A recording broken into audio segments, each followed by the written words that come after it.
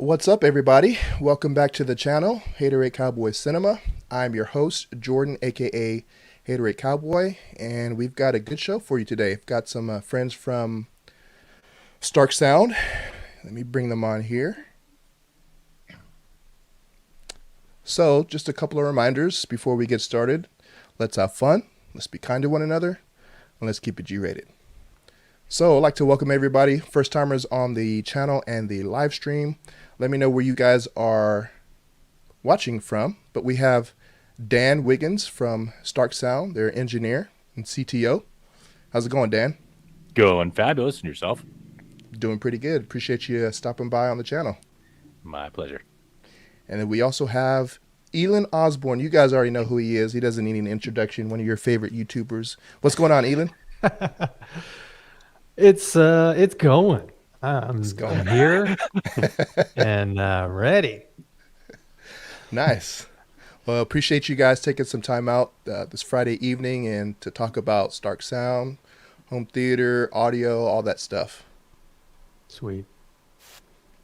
So we will go ahead and get started. Oh, and before I forget, Starke Sound was gracious enough to give everybody a $200 discount code. So on the Fiera 8 8-channel amplifier. So if you want to go pick one up, you can type in the code 200-off-F8 to get $200 off the Fiera 8. So show Starke some love, and if you are watching the channel and you're not subscribed yet, please subscribe. Also, Ealan Osborne has a YouTube channel. Please subscribe there as well. Thank you. So we got somebody in the channel, Ariel. What's up, guys? How's it going, Ariel? Thank you for tuning in. Hi, Ariel. Alrighty, let's get started. So, Dan, Mm-hmm. if you want to maybe give yourself a little bit of an introduction, maybe tell everybody who you are, or, how you, maybe a little bit of history, how you got into this, I guess, hobby, as well as your, engineering background, a little bit Sure. of that. Yep. So I'm Dan Wiggins. I'm one of the founders and CTO of Starke Sound. I head up all the engineering and the technical side of things. So when you see something built, it's my fault. So I run the engineering teams here. I've been doing audio and acoustics for about 35 years now. I'm a rather old man. Always been interested in performance and music from a very early age. Did stage performance, did radio DJ stuff. But with a face for radio, you kind of go into the technical side if you got the skills. So that's what I've done. I've done a lot of professional audio gear, recording microphones for a bunch of brands, headphones, studio monitors, done a ton of home audio product, car, mobile audio product, in-ear headphones, things like that. But really, Starke Sound's been the big passion because it's a chance to build product that myself and my partners wanted to build, and do it in a vertically oriented manner where we make our own speakers, we make our own cabinets, we make our own electronics, we make everything ourselves. So that's kind of it. Electrical engineer by training, mechanical engineer by experience, dangerous in both worlds. Not too much of a programmer though. So there you go. All right, nice. So you've been doing this for a while, and I was talking to Dan off screen, and he was saying that he not only does amplifiers, but his main focus, or I guess the main products that he builds with Starke, is speakers, right? Speakers, subwoofers, all that. Yeah, I head up all the transducer design. So when we're doing a new speaker, a new woofer, tweeter, mid-range, whatever like that, it's me. I come up with all that. Been doing that forever. I'm probably one of 2 or 3 men on the face of the earth that can legitimately claim, if you've ever listened to recorded or live music anywhere in the world, anyone, you've heard my work. That includes like recording studio monitors that are used left and right, recording microphones, like the one that Adele uses, for instance. I designed that microphone. So if you heard her album, you're welcome. Nice. That was my mic. But speakers. So basically anything that captures or plays back sound, that's kind of my specialty. And that's what I focus on. That's what we head up. And I think that's what really makes Starke Sound very unique is we develop our own speakers in-house. We don't just outsource it like 95% of all the brands do. Man, I did not know that. So you designed the speaker that Adele used for the microphone. The microphone. I'm sorry. Yep. I also did like the Rode NTR1, which is a ribbon mic that we did for Rode, and that's used all over left and right. A bunch of them for blue microphones and all kinds of stuff like that. So yeah. Awesome.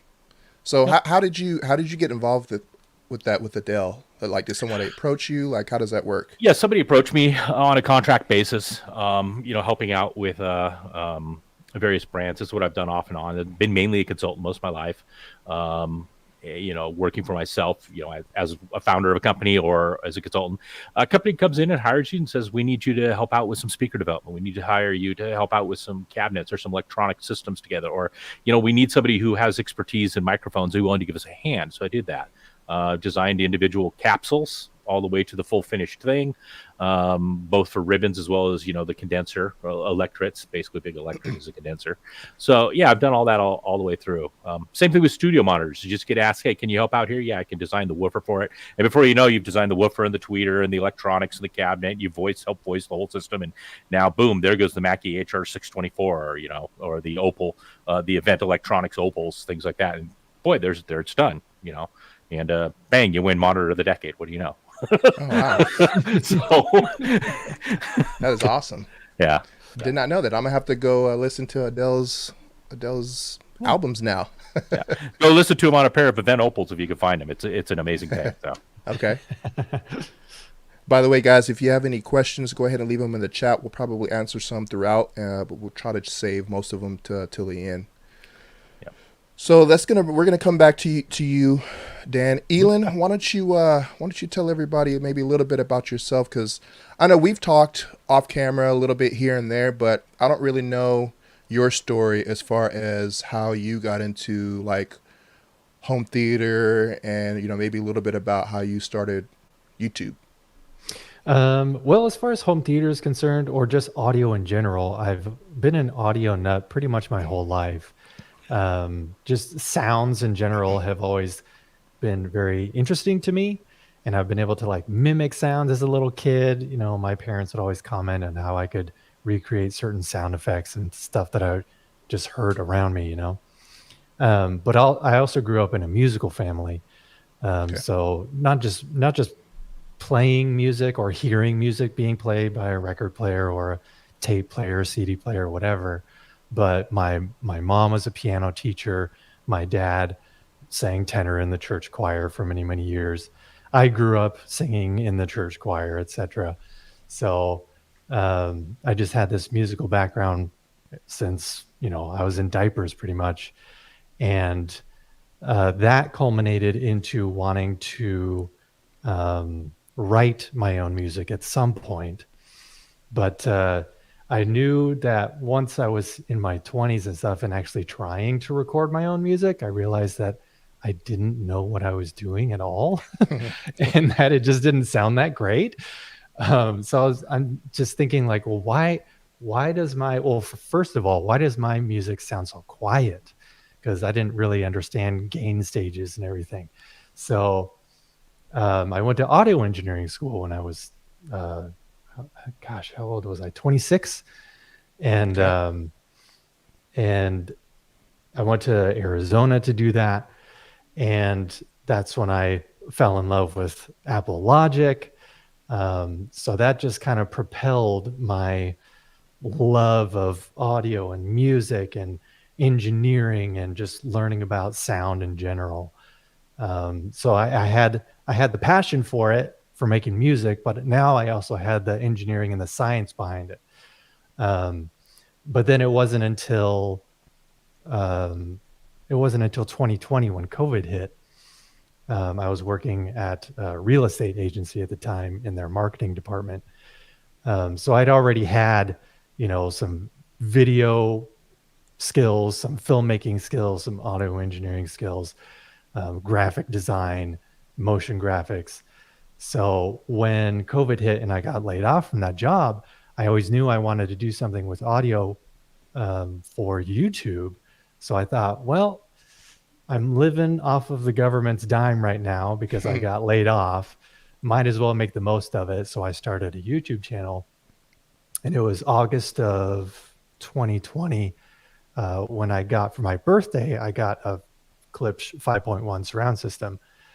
But at the time, the house that we were living in already had some ceiling speakers because it was, I guess, when they first built that house, they had the 4 ceiling speakers and then the center channel speaker below where a TV would be mounted. Just so that would be my 5.1 system essentially. So in my head, I was like, wait a minute, I've already got ceiling speakers. So now I'm going to take this Klipsch system and they're going to be my ear level speakers, and the height speakers already in the ceiling will be my height channels. Nice. So then I had a 5.1.4 system, and that's also when I did a review on that Klipsch system. And because previously I was doing some other kind of off the wall audio topics and nobody cared. Nobody even watched them. It was like maybe tens of views and that was about it. So then I released the review on the Klipsch system, and man, then I got like thousands of views because people were actually searching for that. So then I'm like, hey, wait a minute. This is probably the avenue I should go down. So then it just went on from there. I just rode that wave. But at the time, I didn't even have any connections to any companies or anything. So I was just scrambling to try and figure out topics that I could talk about that centered around home theater. And, luckily I came up with like some buying guides and stuff that I could just research online, but didn't actually have to have those products in hand. And yeah, those took off, and it was, September 2020, October, November, December. Little did I know that that's peak, YouTube views for all things home theater, because people are wanting to buy stuff during the holiday shopping season. Right. So then it just took off even more. And yeah, the rest is history, man. Then I got some companies actually reaching out to me, or I was able to reach out to them and they actually took me seriously. So yeah, it's been just been doing it ever since, and it's been a wild ride. That's awesome. Yeah, it can be a grind, man, especially when, nobody knows you at first, and, companies, they either ignore you or they just, flat out say no. So it's interesting. And I remember watching your channel before I even thought about, doing YouTube. So appreciate everything that you do to, contribute to the home theater community and everything. And I always thought your videos were different. They're interesting. They had kind of a humor to it. And then like the voiceovers and stuff, and like they would always just, some of them would make me laugh, and someone I was like, how's he doing that? Yeah, I kind of shot myself in the foot at the beginning doing all that extra stuff and all those crazy graphics and voiceovers and stuff, because now people expect it of me. So right. And you've also reviewed a couple of Starke Sounds products. Which products do you have on your channel for people to check out? Yeah, I've reviewed the Fiera 8 amp, and then also the SW12 subwoofer. Cool. Which, just like that $200 off discount, they actually allowed me to keep, they sent me 2 SW12s, and I was able to keep one and then gift one as to somebody who won as in a contest. So nice. That was pretty cool. That was very fun. Yeah, that's pretty cool. Yeah, very, very generous company. I actually I've got 2 SW15s that I still need to review. I need to do a video on one, and then I'm going to do a video kind of like I did before with the Starke subwoofers. So good products. And we also have discounts on those right now too. Okay. Yeah. So if you have codes too. Yeah, I'm glad you mentioned that, because not for you, Ealan. We've canceled you. Not for you this time. That was the first time, and I think the first time I heard about Starke Sound was on Shane Lee's channel, and I remember seeing the discount code. It blew my mind. Buy a subwoofer and get one free. I was like, that's got to be like some type of marketing mistake. Nope. You go to the website, put it in your cart, and at the time, I couldn't afford one, but I was like, I've never seen a company do that before. It was just so, I don't know, it just blew my mind. So that's pretty cool. Yeah. Let's see, we got a couple people. So somebody says they have 4 SW15s. Nice. Let's see. Yeah, man. Someone says, how low do they go? So that's actually a good question, because I noticed that the ported ones I think those go down to 19, and the sealed ones go down to like 14. So I'm curious as to why the sealed ones go lower than. And I know the ported, like you tune them Hmm. to whatever, but I just thought because usually it's like the other way around. So how did you Yeah, guys true. come up with that? Well, it's actually an advantage of an acoustic seal box, essentially. So gonna get a little bit technical here now. Every single speaker cabinet, whether it's ported, whether it's sealed, whether it's passive radiator, don't care what transmission line, don't care what it is, it's a high pass filter. So it's Okay. rolling off low frequencies. That's just what they do. That's how they physically act. A ported box rolls off a lot faster than a sealed box, but it tends to start rolling off at a lower frequency. Okay. So depending upon how you tune the speaker itself and the cabinet, you can actually have the sealed box starting to roll off a little earlier, but very shallow. The ported box will cut off like that. And so when you measure at a given frequency point, oftentimes you can be lower with a sealed box. That's also why sealed boxes tend to sound a little better in room and play lower and cleaner and flatter in room. They tend to integrate better with that roll off with the room gain that you typically get. Whereas a ported box would come and fold down, and so you get like a bump and then a drop off kind of a thing. So it's just a different way of tuning the systems up. But yeah, the ported box is going to give you more output, but the sealed box is going to play a little deeper. So Okay. which do you want? So yeah. Yeah, I've been so I pretty much always had ported subwoofers Mm-hmm. until Starke Sound, and I've always been a ported guy. But I'm kind of thinking now, I think I might start doing the sealed thing Mm-hmm. because certain you're gonna get port chuffing at some point. Obviously, if you drive a ported subwoofer below its rated, frequency response, it's gonna chuff.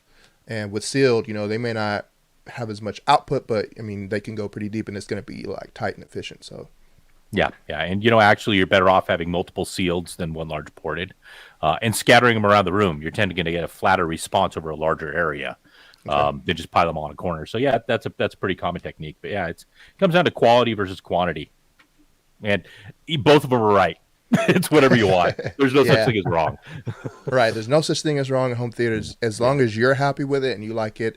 I always find it interesting how people in the comments will be like, "No, you need to do this, this, and that." It's like, dude, everybody's different. Everybody has different hearing. Everybody likes something else. Like it's whatever you like, whatever you want. That's what's most important. I do a lot of podcasts. I do a lot of interviews and magazine interviews and a lot of TV shows, of course, trade shows and things like that. And I'm always often asked, "What's the best speaker out there?" Or "What's the best system out there?" And my answer always is, "I'll tell you the exact best speaker once you tell me the right amount of salt and pepper to put on a steak." I like that comparison. It's 100% individual. There's no such Yep. thing as a flat answer. Hmm. Very, very true. Okay, so let's talk about some of the offerings that Stark Sound has. Because I didn't, when I first found out about Stark, I was like, oh, they provide some budget as far as price, really good, affordable stuff. But you guys also do some really high end stuff too, don't you? It's I very, didn't. very high end stuff. So what kind of other speakers do you have like on the higher end? What do you? I mean, so like our Halo line, for instance, the H5 is the H5 Elite's probably one of the best speakers I've ever designed and been associated with. It's a phenomenal performer, massive dynamics. In fact, at the LA Audio Show in 2017, the last LA Audio Show they actually had, we did a home theater with 11 of those around, but it was a home theater that sat 120 people. We did it in a Hmm. huge ballroom. Yeah, exactly. That got you to swallow Wow. big time. Yeah. And 500 watts of channel, and we were hitting reference levels at every single seat. My So goodness. they'll handle massive amounts of power, big dynamic output, very very clean and accurate imaging, and really no distortion, no compression. So we do some really high end things. We also at that point even offer custom finishes because we're the factory. We don't just go and get somebody else to make cabinet. We actually have our own cabinet factory where sheets of wood come in, paints come in. We mix our own paints with our own pigments. We spray them ourselves. We had one customer in who's buying a full set of H5s for her condo on the beach in Miami, and she wanted a very specific color. And we're like, "Well, what's this color?" She's trying to describe it's like lavender. We're like, "Well, we don't know. Do you have a sample?" 2 days later, shows up a scarf. It is purple. She says, "I want this color." So guess what? We matched the color. Wow. So, but when you own the factory, you could do that kind of thing, right? Right. So, yeah. So that's kind of what comes with the Halo is high customization and just unrestricted capability. Comes with a higher price though. So, Cool. So that would be like your highest speakers that you offer. Yeah. The Halo series is the very top of the line, and correspondingly the amplifiers. We offer the Fiera Line 6A. Our A series are really the highest end amplifiers we make. Those are the ones that are just basically no compromise. So, Okay. yeah. Somebody had a comment here. They said they just got 2 SW15s last Friday, and they murdered my old 12-inch ported clips. Nice, congratulations on that. Yep. So, Ealan, what was your? I know I watched your reviews, but what was your, I guess, thoughts on the 12? Like, did you do sealed before that, or did you have ported? Yeah, I had ported. Well, previously I had. Well, yes and no. I had an SVS SB4000. That was actually my first foray into sealed subs. But then for quite a while, I rocked the Aperion Audio Bravus 12D. Those aren't technically sealed, but they have this. It's a downward firing, but it also has 2 passive woofers on either side. Gotcha. So I don't think that's considered sealed. It's a passive radiator. It's a replacement for a port. Does the same thing. Okay. Exactly. So yeah, not like an officially sealed cabinet, but yeah, the SB4000 was my first sealed. But I mean, the Starke SW12, could hang with the big boys, So, but yeah, I was very impressed, and I would love to have 4 SW15s in each corner of my room. That's for sure. Yeah. Yeah. I was, so I had the one hooked up, and I was like, man, this thing hits pretty good. And then I was like, so when I did the review, I was like, oh, maybe, I would get better even response, throughout the room. And that's when Stark was like, hey, if we send you another one, will you, do a review? And I was like, oh yeah, sure. And in the video, I was like, oh, I'll put one in the front and the back. And then I was like, you know what? I've always heard people, when they stack their subs, you get that plus 6 dB, and everyone says how awesome it is. I was like, I think I'm just going to do that. And man, as soon as I hooked it up, and I think I put on, it was either Ready Player One or something, I was like, oh my goodness, I haven't felt this before it's such a cool, like, experience. And I mean, just, it hits hard. So I can't imagine having like 4. That's gotta be pretty cool. But yeah, so my goal is to have like 4 SW15 sealed, 2 in each corner up front, and then I have my SB or my PB4000, and I can seal that. So, but I just hooked up the SW15. Probably going to do some testing next week. Try to do some B-roll and script and everything. But yeah, it's pretty wild doing that. Mm-hmm. What do you power on your? So you've got the Fiera 8. What are you powering those with?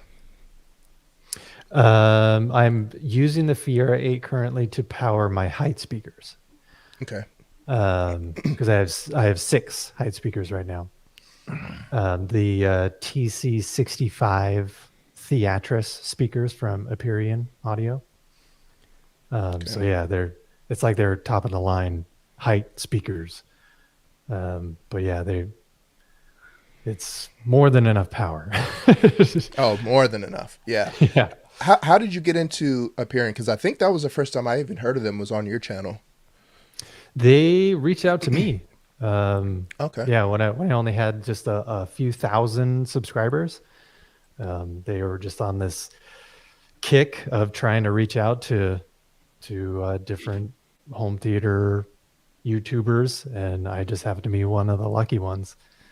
Because yeah, they've been really integral in allowing my channel to grow, just because they've been able to let me listen to a lot of their speakers over the years. So yeah, there's plus the guys there, like Dan, are really cool. So it's easy to get along with people who are down to earth, and they're just a couple of drummers that work at Aperion Audio, or at least in their customer service. So yeah, I really appreciate that about Stark, because I think a lot more companies now are starting to realize how important the content creators are, because any company can say, hey, buy my product is good, but when you get them out in people's hands and you trust them, and they trust you trust them to be able to provide, like, hey, this is what I found with this, or this is a great product, maybe there's a little bit something wrong with this, or maybe I'd like to see some improvement. It's really cool when companies are willing to support the content creators, because there's I don't understand it, and I get it, but there's still some companies that are like, no, we don't do that. Like, we don't send out review products, and it's kind of like, okay, I don't agree with it, and that it's your company, you can do what you want, but it's like, don't you want the the exposure and the the trust that community builds? Mm-hmm. Yeah, it's a lot of companies are afraid of that, just because they're like, oh, if he gives me a bad review, I'm going to lose sales. Right. Versus if he doesn't talk to me about it all, I'm not going to lose any sales on my game. So, right. It's True. as I tell people, it's sending out review units, and having been involved in this industry for so long with hundreds of content creators and reviewers like that. I tell people, it's from a manufacturer and a brand standpoint, it's basically you kind of just put them on the table, hand a guy a hammer, and dare him to whack them. Right? I mean, right, kind of thing. So it's and usually you don't get whacked. Usually, yeah. Usually.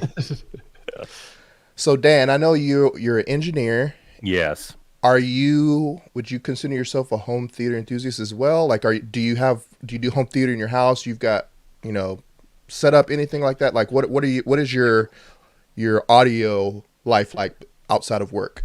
I'm more of a music guy, a 2-channel guy. Okay. So at the office, I listen to a lot of, you see a Sonos Play 5 back there. Okay. I actually worked at Sonos for several years. So if you've listened to a Sonos speaker, you're welcome. Nice. I did all their transducers for many, many years. But I listen to that. I listen to headphones. Obviously, headphones when I'm riding my motorcycle. I'm a big biker. And at home, I've got a pair of our H2s, our Halo 2s, that I've heavily modified to fit for my home as I want it, with a custom one-off amplifier. Home theater, I'm not too much of a home theater guy. I've never really been that way. I've been more of just a music kind of person. But I do have a small, modest home theater system. I'll be honest, it's a Sonos Arc with a sub, and some Play 1s in the back. But, I got all that stuff as engineering demos, right? So when you work for the company, a lot of times they do EVT and DVT, pre-builds to make sure things are good. And they just give them to the engineer. So that's what I use there. But music, I have right now a pair of H2s. In the past, I've had some full custom bookshelves I did where I made my own 7s, my own ribbons, my own amplifiers, all actively crossed over. And yeah, that's where I get off, is the 2-channel stuff. Okay. Wow. So how did you get into or decide that you wanted to be an engineer? Was it something that you had planned from, high school? I want to do this. How did you get into engineering, like, speakers and amplifiers? Sure. Yeah, well, I mean, like Ealan, I started singing when I was, 5 and 6, but and in churches and things like that. But I matured very early. So at 10, you're doing the Christmas cantata, and all the kids are singing with the sopranos. At 11, I'm with the altos. With 12, I'm with the tenors. At 13, I'm in this size of a body, and I had this voice. So, I did musical theater. I actually toured professionally for a couple of years in the Seattle area. I played Tevye because at the age 17, I could pull off a 40-year-old Russian Jew, what I could say. But I always wanted to sing in a rock band. I'm of the age, I'm 56, so I'm like the same age as the guys from Pearl Jam who I know, and Dave Grohl and Nirvana. I mean, Soundgarden, Queensryche. They're all Alice in Chains. They're all my age. I knew a lot of those guys growing up in Seattle.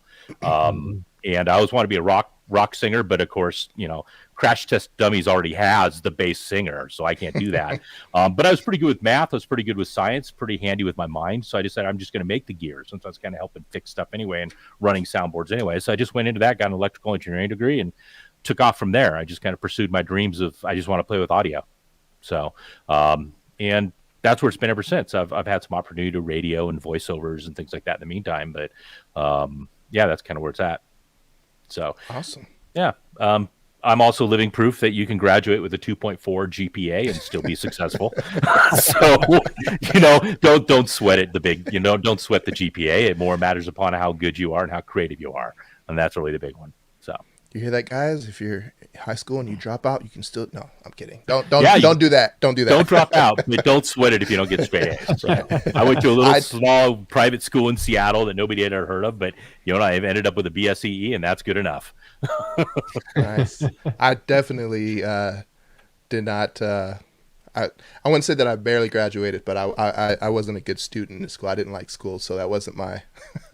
I was like, get me out of here. I want to start working, make some money. There's nothing wrong with that too. Yeah. The degree gave me a good kickoff and some good foundations, but everything I've learned since then, really, the best piece of advice I ever got from a college professor was, you're not here to learn, you're here to learn how to learn. Because honestly, all the technologies I learned in school, 8-bit processors, Pascal was the new language. We weren't even talking C or C++ or anything beyond that. We're doing 68HC11 programming. A lot still talking about vacuum tubes and things like that. I'm of that age. So all the things that I learned in school were obsolete 25 years ago. Wow. So you have to learn how to learn. So just maintain that creativity and that desire to learn what you want to do as you move on. So, yep. Nice. By the way, guys, if you're just tuning in, Fiera has a $200 discount for this live stream. Just enter 200-0F or off -F8 to get $200 off the Fiera 8 8-channel amplifier. Which, sorry, go ahead, Dan. Oh, it was an interesting question from Van about weight of a subwoofer and what does that affect? Oh, right here. It's actually up a little bit. Let me see. Only concern when by Van Williams. Oh yeah. Oh yeah. So I have him starred. I'll get to that Okay, cool. towards the end since it's a question. Let's see. So Fiera 4 and Fiera 8 amplifiers. So you've got the 4-channel and the 8-channel. Tell us a little bit about those. Well, one has 4 inputs with 4 outputs. The other has 8 inputs with 8 outputs. And they're power amplifiers. It's kind of hard to talk about an amplifier because really its whole purpose is you take a voltage signal in and you give a voltage signal out with a bunch of current behind it. They're really designed to run cool, to really not any coloration and just be rock solid. A lot of people, sometimes rag on us because, you don't have enough zeros after the decimal point of distortion. You're 0.005%, not 0.0007%. Well, honestly, it doesn't matter because by the time you're hitting those kind of distortion levels in your amplifier, your speaker's typically at 1, 2, or 3%. And I'm not going to care about something being 100th of that level of distortion. What I am going to want is an amplifier that runs cool, that doesn't pull a massive amount of power and blow circuit breakers, and that's going to run for 10, 12 years straight. That's really what's more important, right? And it's flexible. A lot of challenges, a lot of channels, easy to hook up. It's got nice, easy remotes or a single push button on the front. You have to flip a bunch of switches. So, and is affordable. So that's really what we went for with the Fiera line. It's about making something that sounds great, plenty of power, to run everything you want. You don't need, thousands of watts per channel. It does a solid, 125, 135 watts a channel at 8 ohms, about double that into 4 ohms, which actually is a lot of power for home theater. It's more than you're getting out of receivers, and it's just going to last. It's just not going to break. That's the whole thing. It's going to sound clean, plenty of bandwidth, not going to break. Doesn't run really hot, so it's not going to overheat your equipment rack or your equipment closet, whatever like that. That's really what it's all about, making something just super reliable, works day in, day out, and sounds good. Yeah. So me and Ealan both have the Fiera 8. So Ealan, what were you using before you got the Fiera 8? Or and I guess are you doing yours XLR or are you doing RCA? Like, what's your setup like? XLR, which I wanted to comment on that. I do appreciate the fact that the Fiera 8 has both RCA and XLR, because coming from the music side of things, I prefer XLR because it's balanced. So if anything, that's usually my first, go-to when I'm researching something is like, does it have XLR? Yep. Great. That one. I want that one. But yeah, it's, but actually I wanted to ask Dan, why 8 channels when it's seemingly all other companies are using odd numbers because it's home theater? Because you're going to have, you're going to power your front LCR, which is only 3, or maybe your LCR in your surrounds, 5 or perhaps 7 channels. But yours are 8. Mhm. So what went into the planning on making it an 8 channel rather than a 7 channel like all other companies? Well, there's a lot of thoughts about that. Number one, it allows you to do, if you want to do bi-amplification or tri-amplification or quad amplification of speakers, that kind of is an option. A lot of people are doing, 7 and 9 with 4 overheads. So again, that leaves a spare channel. We've actually found a lot of times, a lot of people who buy these are actually installers, not just consumers. But we have a fair amount of actual professional installers who buy them. When somebody comes to them and says, I want a great $20,000 home theater, they can't go out and buy, $15,000 worth of amps. They'll look at the Fiera line and go, wow, that's a hell of a value. I get what I want. And it leaves an extra channel available. If something dies, boom, you can just plug it over. You're still going on that channel. Not a problem. We can worry about fixing it in the future, if you blow out an amp or something like that. And it really comes down to balancing load levels. There's really no logic to it. We built 7-channel amps, so it was one of our first amps we make was an A7, and we immediately had everybody screaming at us like, "Why don't you do a 4-channel? Why don't you do an 8-channel?" We've done a 3-channel amp, and everybody's like, "Why don't you do a 2-channel and a 4-channel?" So it's kind of like if you build a black car, everybody wants a white one. If you build a white one, they all want a red one. If you build a red one, they all want a yellow one. Can't win. So you can't win. So it's just like, you know what? We're building these things to be reliable. They're 2-channel amplifier modules inside of it. We're going to put 4 of them in there. It's done. Just live with it. And you can set them up. You can do all kinds of interesting. You can bridge them, or you can, decide you want to run a pair of center channels, because people don't realize that the 60% of the sonic energy of a movie goes to the LCR, up front, and 60% of the LCR energy goes to the center.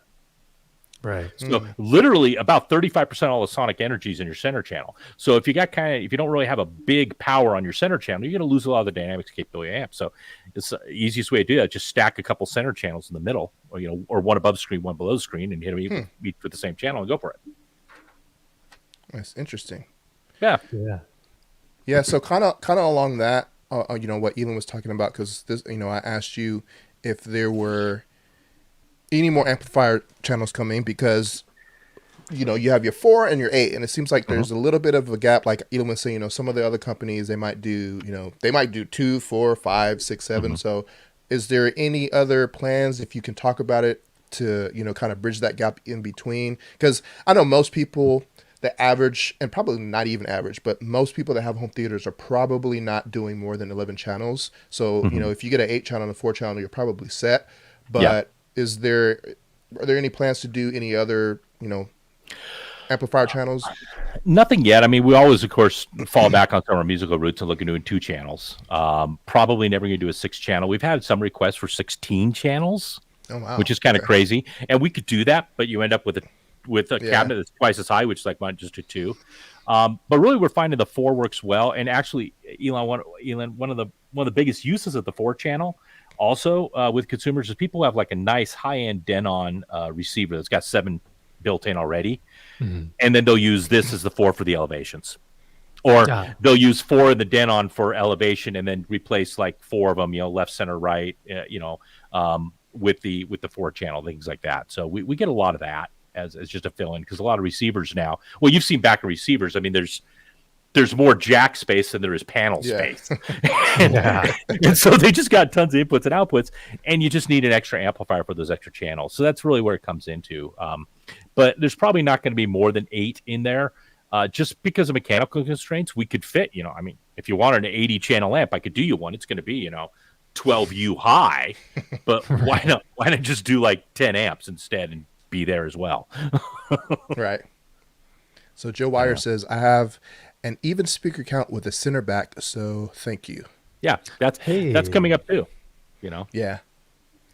Looking for 4-channel with XLR for Atmos. So does the Fiera 4, does that not do XLR, or? Oh, it does. It does. No, it okay. does. Yeah. The Fieras there you go. The XLR done. Okay. Well, there you go, sir. Yeah. So I was having one of the issues that I was having, and I don't think it's necessarily like Emotiva, but I had 3 Emotiva amps. I had a 3-channel that I was using for my LCR.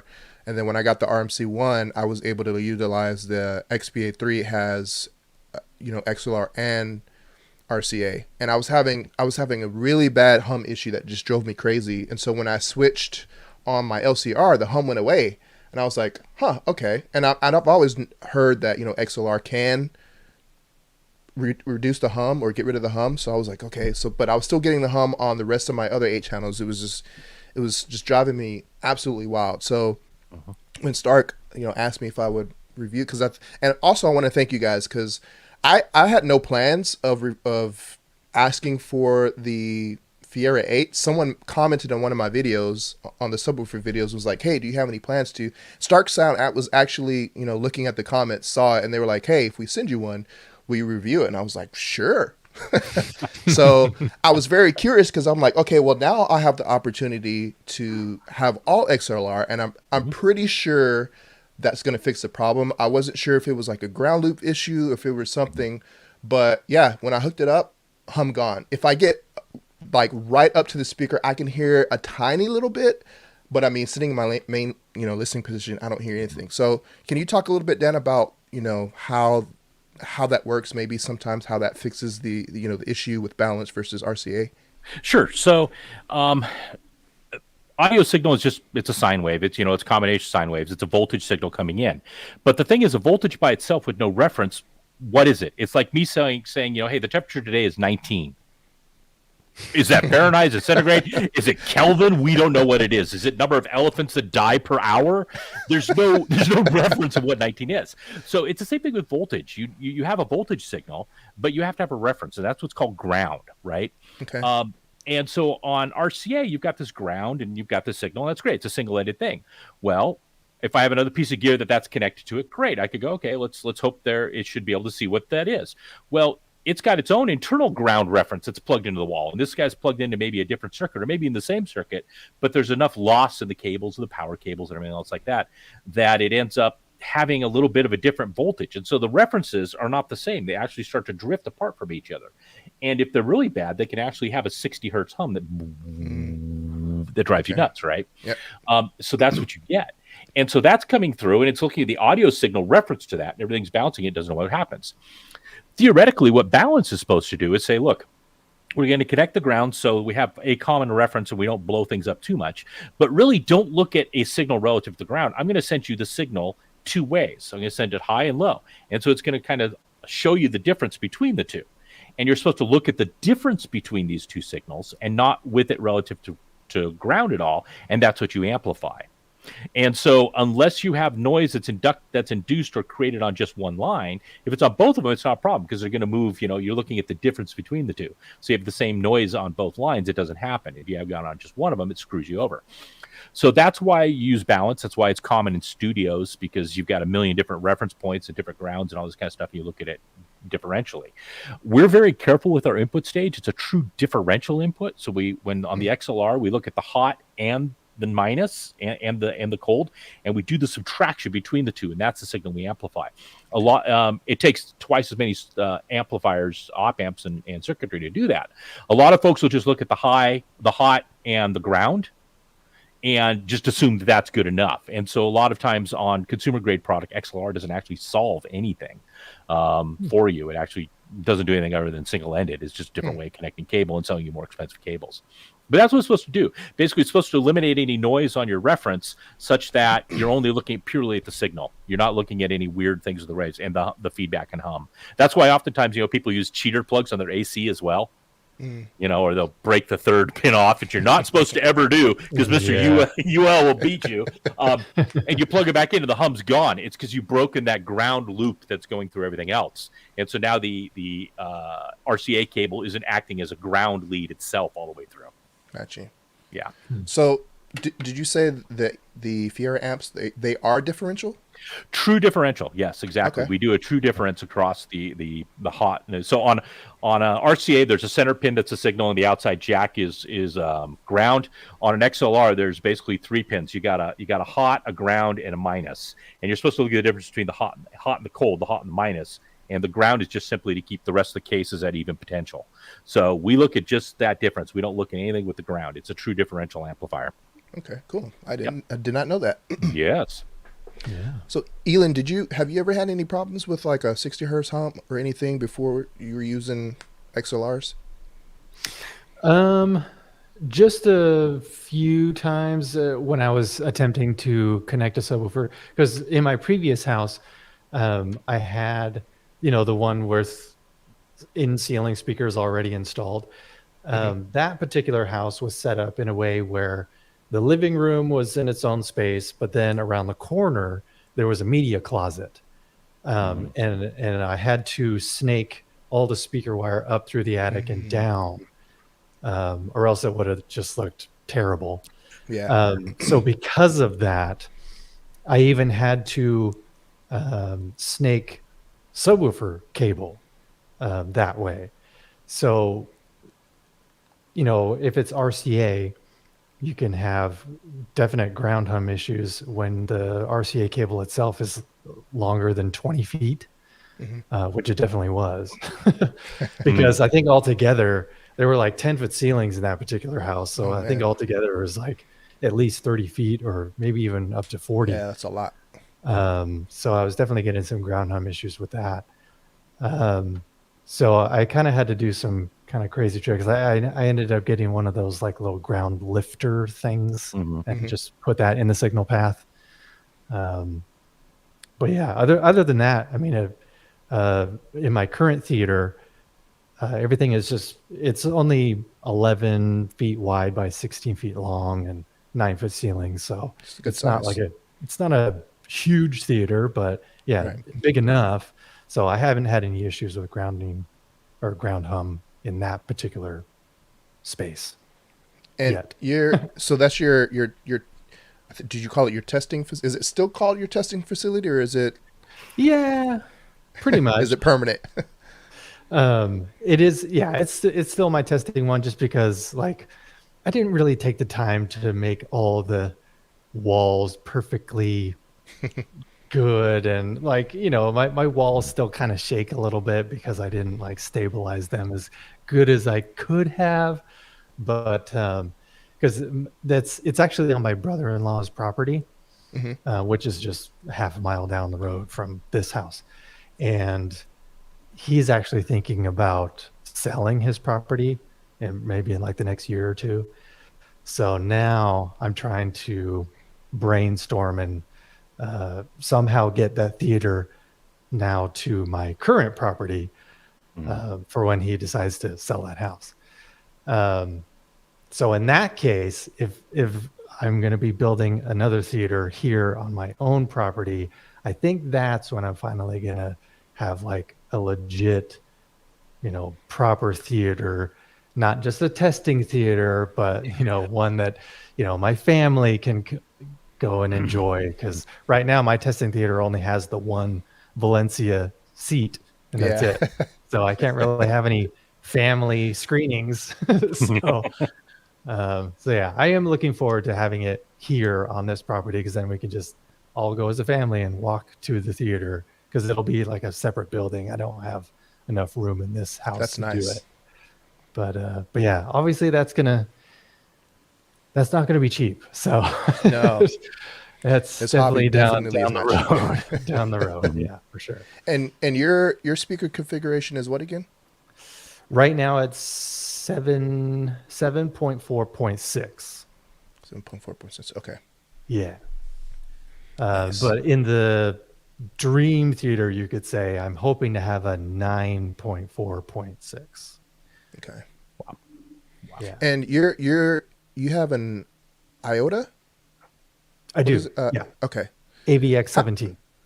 How is that? Because I think I reached out to them during COVID, and they were like, "Yeah, we're out." Because I asked if they could send me one. Because I had never heard of it until I saw it on your channel. I was like, "Oh, that's interesting," because it looked relatively affordable. But I was like, "Hey, can you send me one?" And they were like, "Yeah, we don't have any in stock, but we'll send them to you." And I've reached out to them a couple of times since then. They haven't said anything. But how is that? It's pretty good. It's got some quirks, like especially now. When I first got it, it was running smoothly, no problems whatsoever. But after having it for, I think this June will be 2 years. Okay. One quirk it does have is that whenever I run the room calibration software for 7.4.6, Mm-hmm. it does this weird thing where it just fails every time. It doesn't go through the whole thing, or if it does go through the whole thing, there's an error at some point, and then I have to go back and maybe do some things and run it again. But if I do 9.4.4, it runs flawlessly. So there's just it freaks little out on quirks less like channels. that. Yeah, That's Extra weird. Atmos channels probably throw it away. I think so. So it's just one of those things, you know. So yeah, I'm hoping to get a hold of maybe like one of those Marantz AV10s. I would really like to have that. Just because, I mean, it can literally do everything that I could possibly imagine, you know, testing as far as my channel is concerned.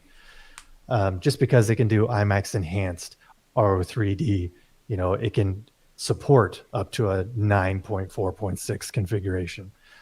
Yeah, and all the other bells and whistles that come along with that.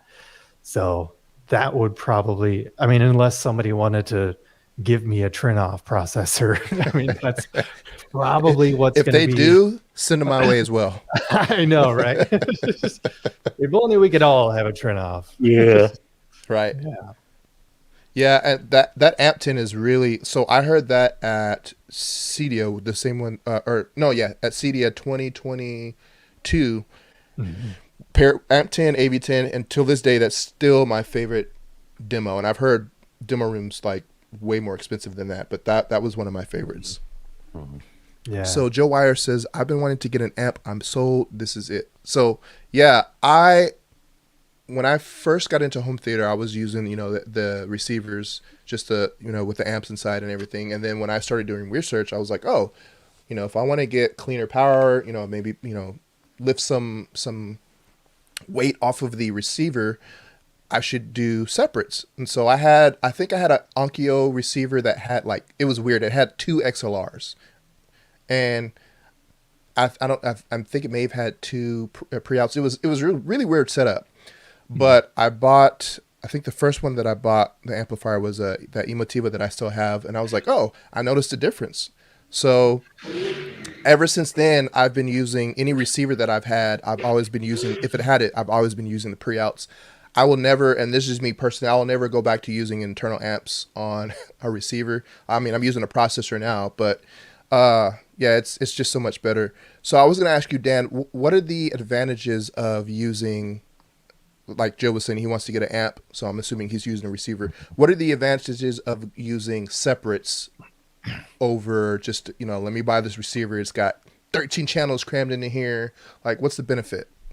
95% of the benefit is a better power supply. Just being blunt, a better dedicated power supply. People don't realize an amplifier, all it is a valve on the output of your power supply. The better your power supply, the better the quality of potential you have. You can think of power supply as like the water main coming from the street, from the city, whatever like that. And the amplifier is just basically a valve that shuts on and off things like that. In a big receiver, there's only so much space you have in there, right? Mm-hmm. There's only so much power you could do with that thing. And there's only so much heat you could dissipate out of it. And so usually, I'm going to have multiple channels of amplification. I'm going to make a small power supply.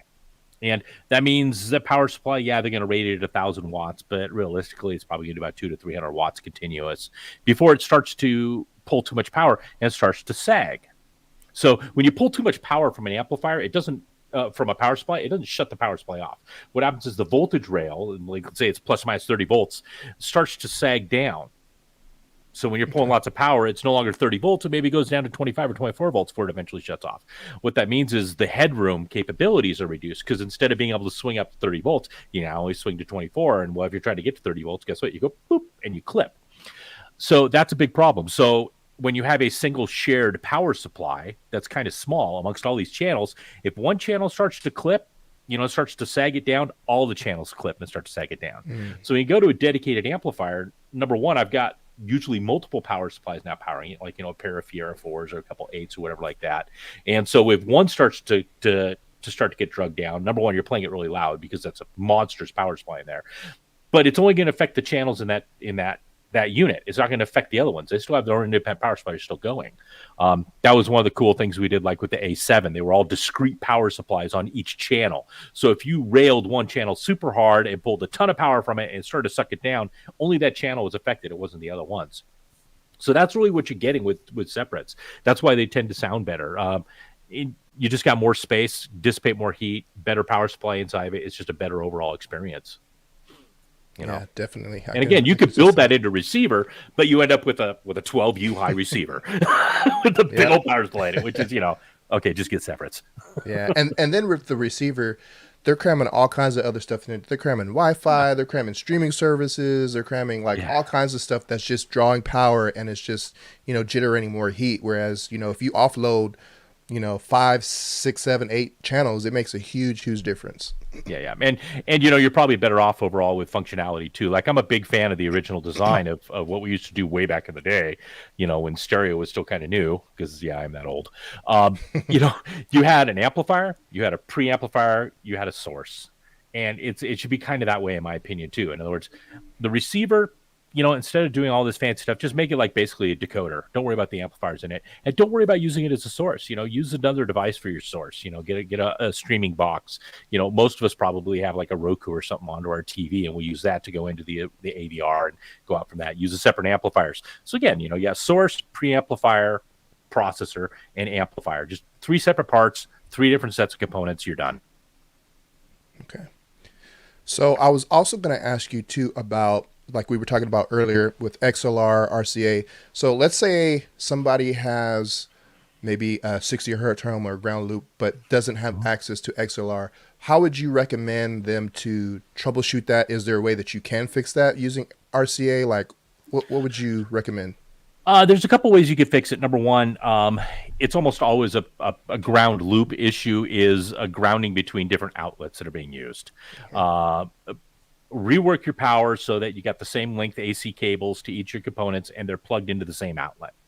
That's oftentimes going to start. A lot of times what happens, it's ground loops almost always happen when you've got a subwoofer plugged in the outlet over on the outside of the room, and your AVR receivers on that side of the room, and the TV's up in another one over there, and they're all in different circuits, as it turns out, because houses kind of get wired and tacked onto over time. And my house isn't that old; it's 15 years old, but half the living room is on one circuit, and the other half of the living room is on another circuit. And those are different legs coming in and things like that. And there's other stuff tapped off. So make sure everything's, number one, attached to the same unit. Use power conditioners. That does help clean up some sound and some differences as well. They will do some internal referencing. You could do things like ground lifters, ground busters, where essentially it's just a box that you use. Go to Guitar Center or you look to Sweetwater or something like that. Any of your pro sound places, they'll have ground busters, hum busters.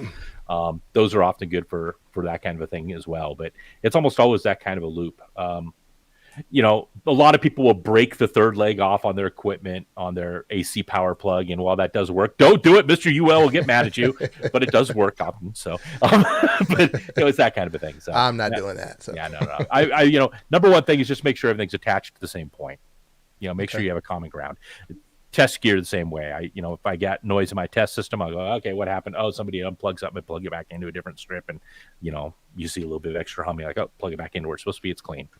Okay. Yeah. So talking about power, does more power equal more headroom when we're talking about like amplifiers? So, some amplifiers may say, oh, this has 95 watts a channel, at 8 ohms, but 4 ohms, you get 120, 130, whatever. Does more power always equal more headroom, or what's the benefit of having, more power? More delivered power equals more headroom. So, I mean, it's like you can have a car with, like my motorcycle, I got a Goldwing. It's got 125 horsepower, 125 pound-feet of torque at idle to 6,000 RPM. I'm using maybe 20 to 30 pound-feet at any given time. So I've got all that extra room. I don't have all that extra power because I'm not using it. More power does mean the potential for more headroom, because essentially what you're listening to is a speaker that has a fixed level per watt output of acoustics, and the more power you put into it, the higher it goes until the speaker goes boom, and then it flames and everything's bad. So that's a big thing. So more power does help, but again, that's limited in what happens. Going from 80 watts to 100 watts, you're not going to hear the difference. Going from 80 watts to 130, 140 watts, you're probably not going to hear a difference. You really need to at least double the power to be able to say, yeah, I'm hearing it louder, or actually even maybe quadruple the power before it sounds like, okay, now this is big time kind of a thing. And you also need to look at the impedance of your speaker. If you have an 8 ohm speaker, look at the 8 ohm rating of the amplifier. A lot of people are like, oh, look, I got this amp, it does, 250 watts output. I look at it and go, well, that's a 2 ohm rating. And you got an 8 ohm speaker. That means divide it by 2, that's 4 ohm. So now you're 125 divided by 2, that's 8 ohm, 60 watts. You got 60 watts a channel, dude. You're not actually going to get that. So typically you need to double the power to go, yeah, I hear a louder difference, or quadruple the power to go, okay, that's a big difference. Like subwoofers. When you stack 2 subwoofers, you get 3 dB increase. You doubled the power because now you got 2 amplifiers, right? And they're driving 2 speakers, which is another 3 dB. That's where you get the 6 dB, and that's where you go, hey, I hear a big difference. So more power does technically equal more headroom, the capability to get louder without compressing. But it's within reason. Going from 80 to 100 to 125 watts, or saying, well, your amp's only 130 and this is 150, the 150 is better. You know what? You're not going to hear a difference between them. 130 and 250, yeah, you will. But so keep it within range. Okay. Yeah. Good to know. And then I guess how long does it take to design an amplifier or speaker? So from inception, let's say, okay, we have an idea, we want to build a new speaker, we want to build a new amplifier. How long does it generally take from the time that, the inception of the idea to actually production where it's available on the website to purchase? Typically when we get a new inkling and say we want to design a new product, it takes, 3 to 4 months just to kind of scope out what the product's going to be. Basically do what we call the PRD, the product requirements document, that says why the product exists and what the product does. It doesn't say anything about how it does it. It just says why it exists and what it's going to do. And that's bounced back and forth between product management, between marketing, between sales, between us founders, and engineering, of course, pushes back on it and says, well, I know you want that to do it, but that's impossible at this point. So that's a 3 or 4 month process. Once that's set down, engineering can finally go to work and figure out how to implement what it's going to do and why it exists. And that could take anywhere from 8 months to a year. Along the way, we'll do 2 or 3 prototype versions. We'll do an initial proof of concept. We'll build a prototype run 1, a P1. We'll do a P2 typically, and then we're ready to go to production. So typically for a speaker to an amplifier, it's 12 to 18 months. On the outside, it might take 24 to 30 months. Short one might be 8 or 9 months. And we turn all of our own stuff here. So we. Like this is a P1. You can see it's still got cut and jumps on it and some additional parts that we missed and things like that. So you build the stuff up, but yeah, it's not a really fast process, but by no means is it like 10 years. If somebody's taken 5-10 years to design a speaker or an amplifier, they're probably not doing it right, and it's probably because they really don't know what they were trying to do in the first place. Engineering is easy. The hardest part is figuring. Solving a problem is simple because that's what engineering is. It's structured problem solving. Solving a problem is simple. The hardest part is defining what the hell the problem is. Okay. And that's where usually companies stumble and fail, and they take 5 years to get something out because they really didn't have an idea what they were trying to accomplish in the first place. They didn't define that really well. Gotcha. Now, can you hold that up again? What is that you have there that you were showing us? This is an amplifier. Okay, let me put this. This is a 4-channel amplifier. It's a prototype I'm playing with. I got the switch mode power supply over there for it too, things like that. Heatsink normally go here and it bolts in. This does 4 channels into 4 ohms, 600 watts a channel. Wow. Yeah, it's it's our own custom chip. It's our own topology. This isn't using somebody else's module, things like that. You could tell the caps didn't quite fit because we just bought what we could from DigiKey and didn't get the actual real values that we wanted. As a product, of course, you can see it's got jumps. So we do a lot of our own building of amplifiers and things in-house and prototype them up. And we'll build a module like this that's not really designed to go into a specific chassis. Right now, we're just testing performance and what the topology could do and what it could give us. Once we figured out what this is, it's a P1 level, P2 will be, okay, let's put it in the package that's going to actually look right in an amplifier and have all the right connectors. And, it doesn't have a bunch of screw down terminals for speaker input and output and have some little plug jumpers for RCA ins and outs and things like that. Okay, so man, 600 watts a channel. What would you recommend using using that for? What kind of speakers you? Well, have you seen our P series speakers? I have not. Yeah, we've got a series of speakers called the P series. Those are for like big home theaters. Like Okay. people who have like 1,800, 2,000 square feet, or people who are doing like a small cinema that seats like 50 or 60 folks. They're large, they're horn loaded, they're big 15s, 18-inch woofers, very large horn loaded mids and tweets. It would be used for something like that where you need that kind of dynamics. Think about going to a smaller a movie theater where you're going to have high end QSCs or JBLs all the way around speakers, and you're probably running 800 to 1,200 watts a corner. And they're actively amplified just to get the dynamics and the sense of impact. So, it's that kind of a thing. So it's more for like, I'm going to, want to kill somebody kind of power. Yeah, that's a lot. Yeah. Okay, let me see. Somebody had a comment here, said hissing noise is that there with Stark amps. So we kind of talked about this earlier. The hissing actually went away when I implemented the Stark Sound. So I don't know what your setup is like or your power is like. I know, the power can be different across the country. You can have a lot of dirty power, but it actually solved my issue. And I mean, it was like such a relief when I turn it on, because it drove me crazy. Anytime there was any quiet scenes, or even if I was just watching YouTube or whatever, it was there, and it was just like, I want this to go away now. And now it's now it's gone. So to answer your question, in my experience, I don't. Ealan, you can talk about that if you want to, whether or not. Kind of like how Dan was saying, like you got to have a reference too, when saying the temperature is 19 outside. I mean, at the same time, because no matter what, if I put my ear like right next to a tweeter, no matter what amp I'm using, I'm going to hear just a tiny bit of hiss. Right. But obviously it's going to be quieter or louder hiss depending on the amp. But yeah, the Stark Fiera 8 that I have in my system is probably one of the quietest that I've ever heard. So yeah. there's and that. we actually optimize for that. When you design an amplifier and you optimize an amplifier, you can, there's people talk about harmonic distortion, THD, and signal noise ratio, SNR. And oftentimes if you optimize for one, you kind of hurt the other one a little bit. Well, we over optimize on signal to noise ratio because nobody wants to listen to shh all day long, right? Whereas honestly, distortion below 0.5%, you're not going to be able to hear it. Golden ears can't hear it. And when your amplifier is doing 0.1% distortion, everybody's like, oh my God, it's only 0.1, it's terrible. Your speaker's typically doing 1, 2, or 3% distortion, 10 times higher, 100 times higher kind of a thing.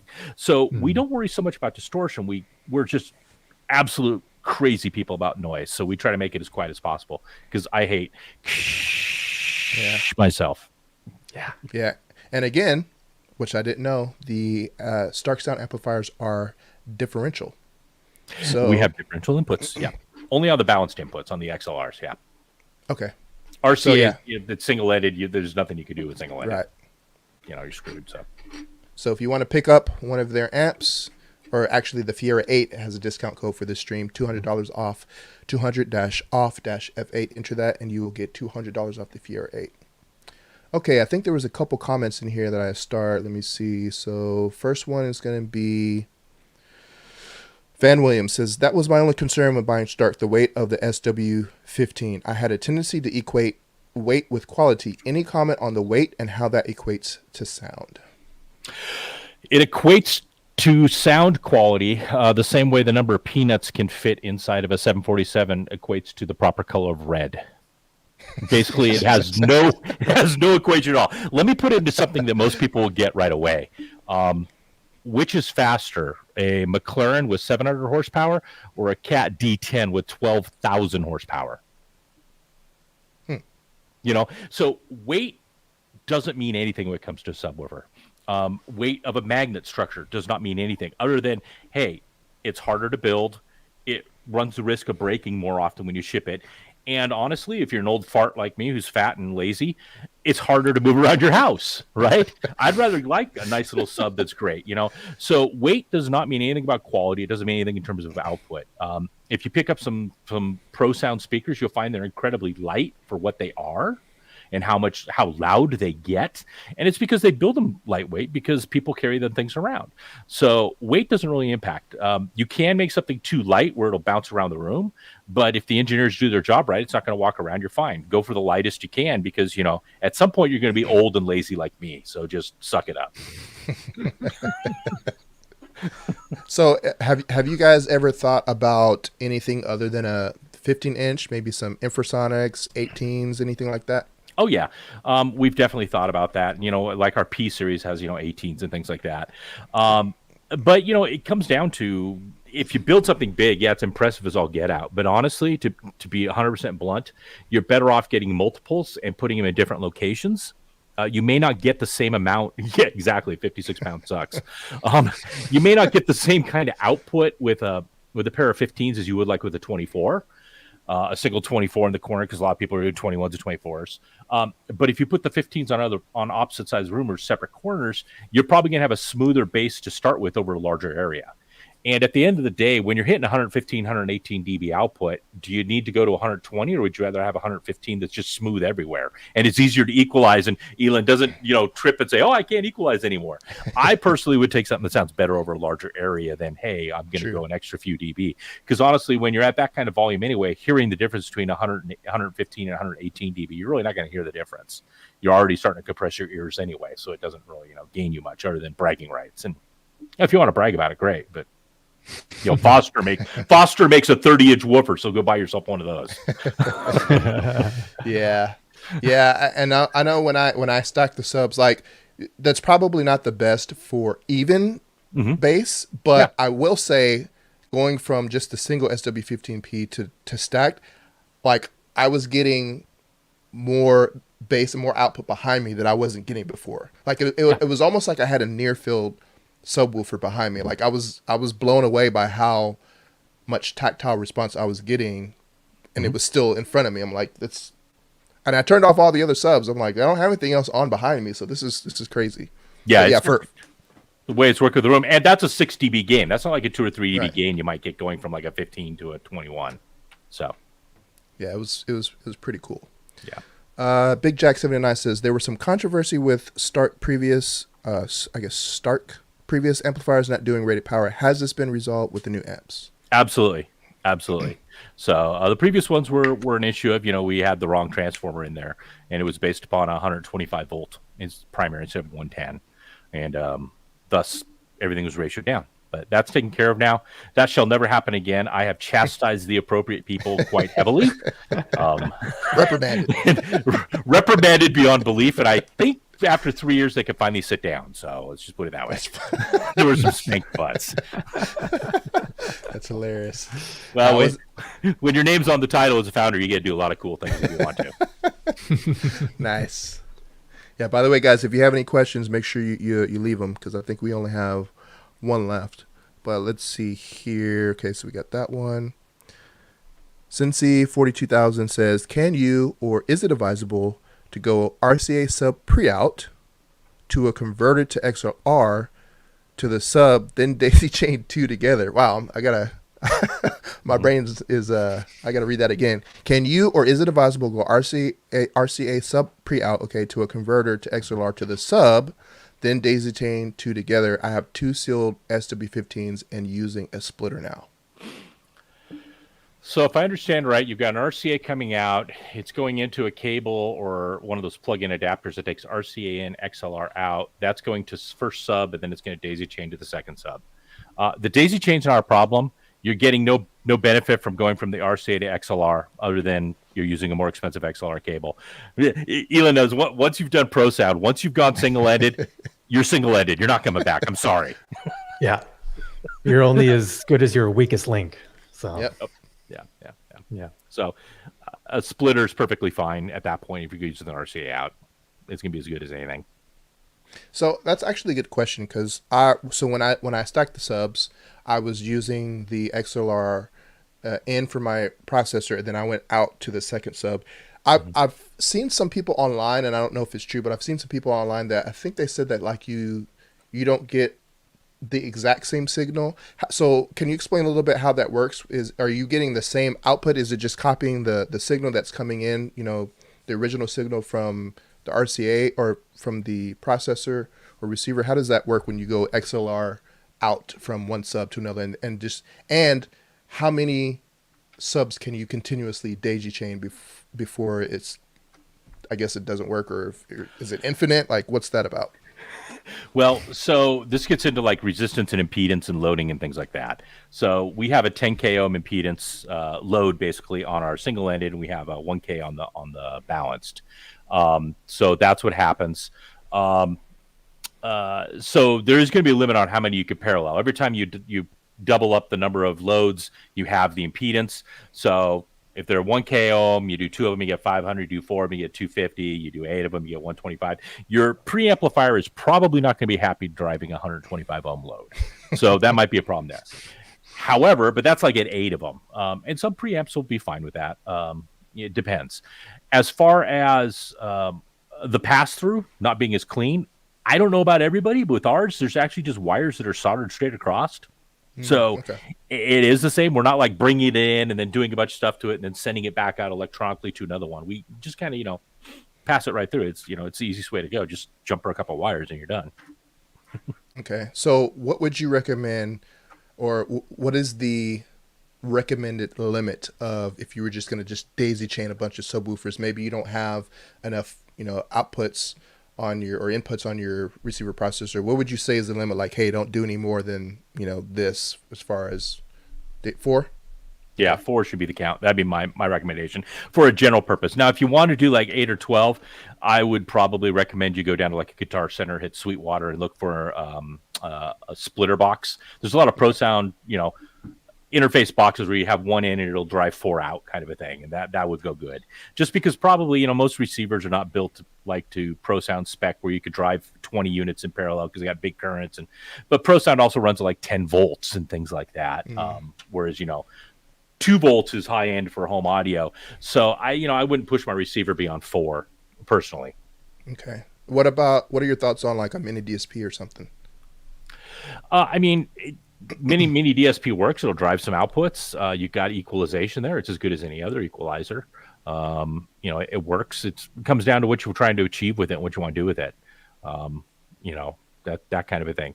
DSP and equalization, a lot of people can get too worked up about flat line in room and what they're measuring. And that to me is one of the biggest drawbacks. And that's where a professional room calibrator knows to just say, don't do it. Because you're chasing a single point response. And I might put that right next to this ear, but that's not what this ear is hearing, right? Or I might put it right here on the tip of my nose is about the average dose. And then once I sit back in my chair, well, now it's different. Mm-hmm. So don't get too crazy. If you're within a couple dB, plus or minus 2, plus or minus 3 dB, you're done. You're there. So mini DSP works great, but at the same time, it's a type of tool where I've seen people spend hours and hours and hours chasing that last little half a dB, and it's like, that take your microphone and go, and now you start over. It's just don't do it. Understand the limits of what you can hear and what you can perceive and what your technology can give you. Technology can give you way more than what you can hear and perceive. So don't try to do it. Okay. Yeah. Ealan, so you're running, you said 4 subs, right? Yeah. How do you have yours hooked up? Are they all hooked up to the IOTA, or are you doing something different? Yeah, they're all hooked up to the IOTA. I do plan on in my dream theater eventually I will have some sort of mini DSP or something in the signal chain to be able to do, time alignment, phase alignment, EQ and all that stuff, just to make sure they're all firing on the same cylinders and coming at my listening position at the exact precise moment. So yeah, I would love to have that eventually, but at the same time, the IOTA does have quite a robust EQ, like built-in parametric EQ. So I have been able to at least tweak the subs a little bit. Okay. So it's, I've been okay with that, at least for now, but obviously someday I'd like to dial it in even more. Okay. So I guess on your, so you said something that I was going to ask you about on your On your oh, I know I was going to ask you. So your room correction on that, what is it using? Is it using like its own proprietary room correction? Like what It does it use for that? is. Yeah, Okay. it's its own thing. Um, Gosh, I can't even remember the name of it right now. All I can think of is Emotiva's EmoQ. Yeah. But honestly, they're all kind of built around the same software, because the user interface looks identical with Really? like Okay. the Emotiva MC1 and the Iota AVX17, Hmm. identical user Interesting. interface. Okay. So, but yeah, it's its own thing. I don't know what it is, but apparently it has its quirks.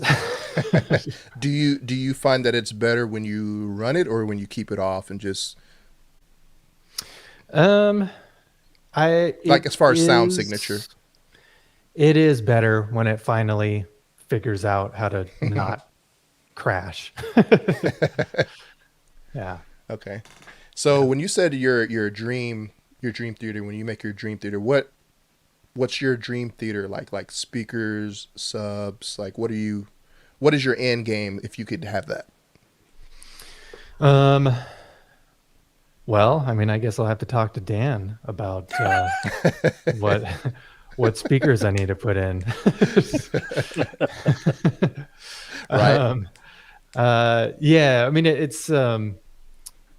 I mean, yeah, obviously I'd love to have a projector with a transparent projector screen, because I have yet to experience that kind of Same. theater experience where it's, like an actual movie theater. Just because, like, when you go to the movie theater, you have a gigantic screen with three gigantic speakers behind the screen itself, because that's honestly how movies are mixed. Your LCR is technically all behind the screen, because a lot of people have to resort to having the center speaker below or above your TV or whatever, and then having the left and right speakers flanking your entertainment center or just flanking the TV.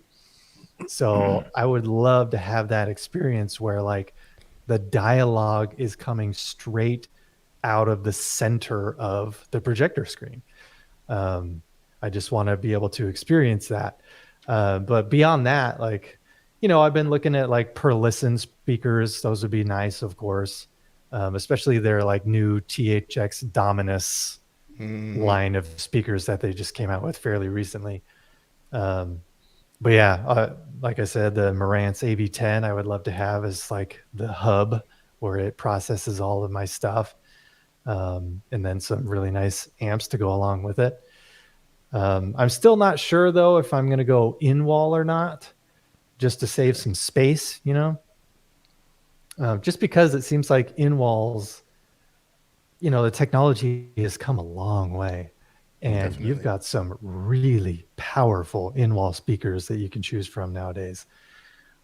Again, that's not going to be cheap, but Hmm. but it's definitely an option now. Whereas before, in walls were kind of, just not up to snuff compared to speakers that had their own cabinet. Um, so yeah, that's pretty much where I'm headed. I'd love to have, a 9.4.6, but even beyond that, maybe I'll have like a top a center height channel and then a rear center speaker, just to really make sure that Fill in every all those little gaps. space, yeah, I don't want any gaps. I want just complete immersion. Mhm. So that's the goal. But also, I read up on the golden ratio. Maybe people can Google it if you're curious about the golden ratio, but just how, cinemas, they're not just a rectangle. Typically, the golden ratio is the very back of the theater is going to be taller than the front. So you have this downward Yep. slope. That's all just part of this golden ratio equation. So I would love to implement that in my dream theater too, just to, just to make sure Yeah. everything is the best it could possibly be, without having to, spend a fortune. So Right. just to find that fine balance between doing all the technical science things correctly, while also finding a way to not, spend like $1 million on all this stuff. So that's the goal, and that's the research that I'm trying to do. Okay. It's cool. Yeah, and like you were talking about earlier, like when you go to the cinema or the theaters and they've got all their speakers behind the screen, from what I understand is, and I didn't know this for a long time, but when you go to a theater, there's no point one. Like you have in home theater, you have like, your 7-bit layer speakers and your point 2 or sub. They're all like huge full range speakers. Right, Dan? Is that correct? Yep. And they rarely go below 40 hertz.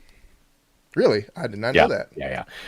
It's incredibly hard to generate high SPL levels below 40 hertz. So most of your theaters will go down to 40 hertz. Some of them will go down to 30 hertz. They rarely get below that.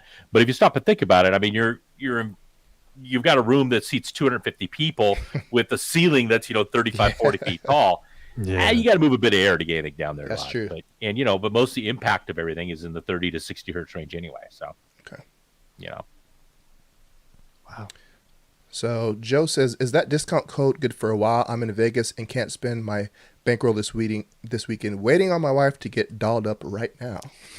I don't know what that's like, man. Ealan, what's that? Yeah. Is that a common thread amongst married couples, always waiting on the wife to make purchases? Not my wife. Nice. But You found a good one. I guess that's a blessing. But obviously, if we were in Vegas, that would change Right. something. So That I would change totally get something it, a Joe. what's wrong with being in Vegas? It's where I live. It's where I am. Right. So Scott, is that Scott from Starke Sound?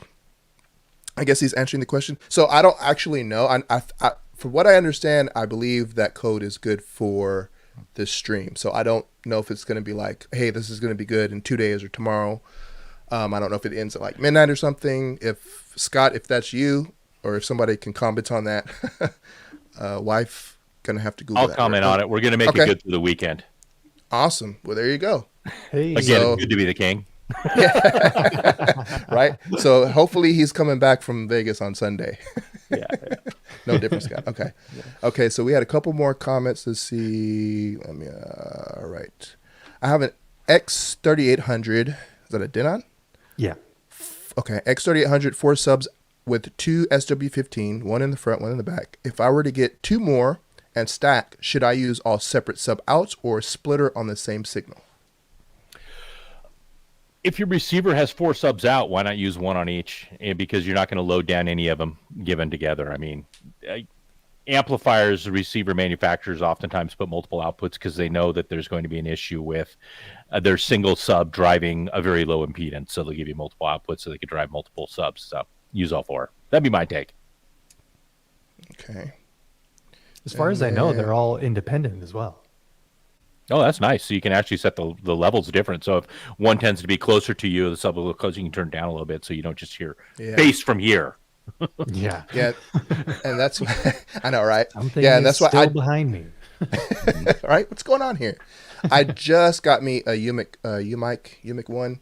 Because I haven't I've had the Emotiva for how long has it been now? I guess 6 months, and I still haven't run Dirac on it. So I was kind of waiting because they give you a mic, but I know it's not as good as like a UMIC one. So I was kind of waiting for that. So I'm curious to see what Dirac does, because I've heard Dirac, but not in my theater. And I've had the best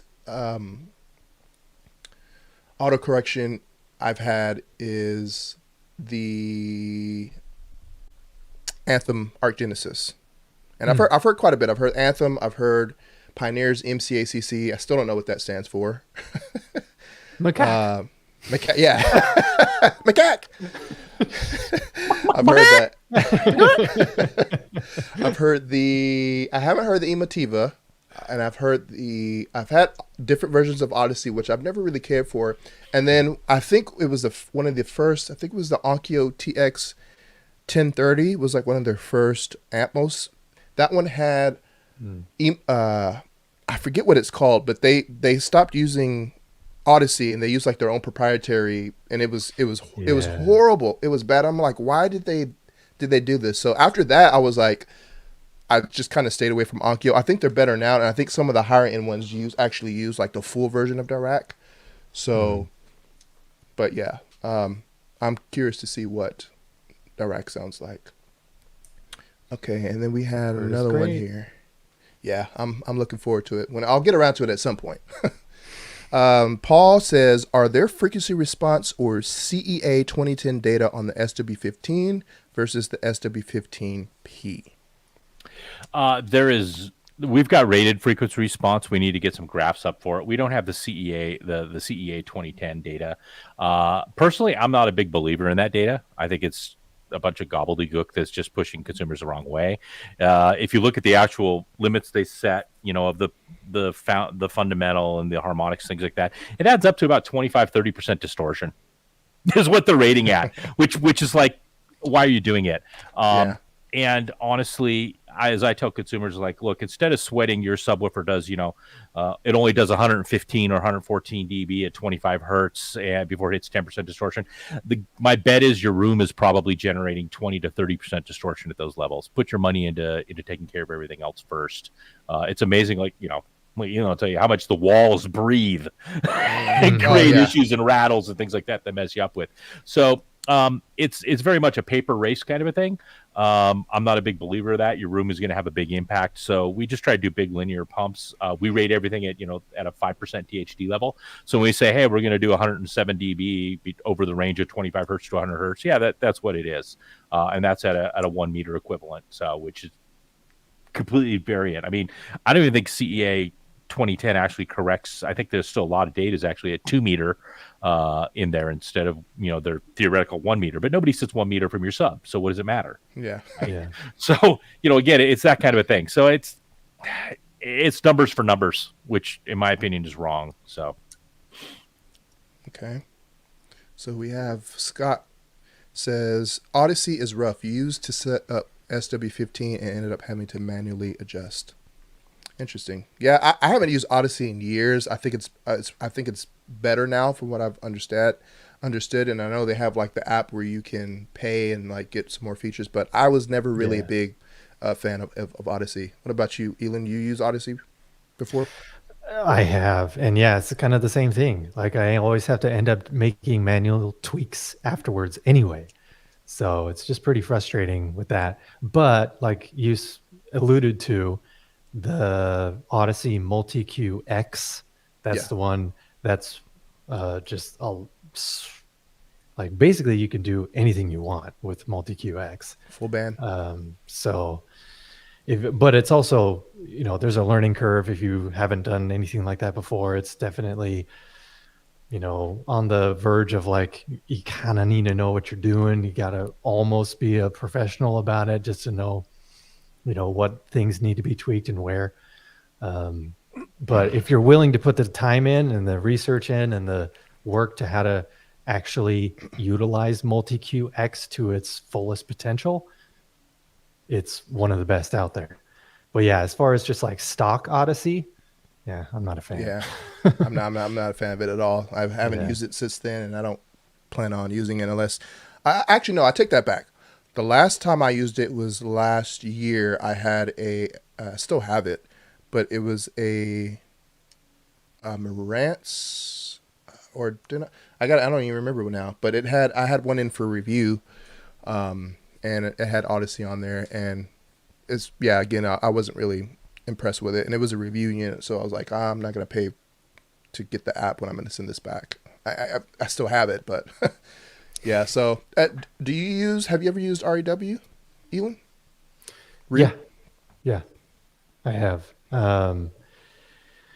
In fact, I'm about to use that because I'm currently reviewing a Golden Ear passive soundbar in my living room. They have a soundbar? They do. They've got a couple.